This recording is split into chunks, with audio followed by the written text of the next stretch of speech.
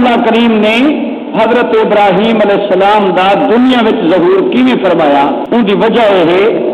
کہ حضرت ابراہیم علیہ السلام دی پیدائش کرنے پہلے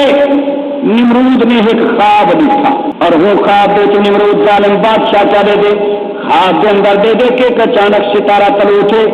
اور ان ستارے کی روشنی اتنا تیز ہے کہ جتنی سورج چادر ستارے سب ان کی روشنی دے سامنے ماد پی گئے، اور ان کی روشنی دے سامنے معلوم تھی کہ آفتاب کو زیادہ روشن اور ستارہ ہے، چاند کو زیادہ روشن اور ستارے، اور ہر چیز کو زیادہ روشن اور ستارے، اور ان کی روشنی کی وجہ تو ہر شے کی روشنی کم کی گئی۔ رات کو نمرود خواب دکھا، اور جیلے انہیں خواب ستارہ چمکتا ہوا دکھا۔ یہ نمرود کے زمانے میں نجومیاں کی تعداد بہت زیادہ ہے، اور جادوگر کے نجومی لوگ بڑے راندے ہیں۔ جیلے نمرود نے رات کو خواب دکھا، ان کو چین نہ آیا، سویرے انہیں اپنی دربار کے اندر بڑے بڑے نجومی طلب کر گئے، اور نجوما کو آخر لگا کہ اے نجومیوں، رات میں خواب دکھے کہ ایک تارا آسمان تو تل اٹھے،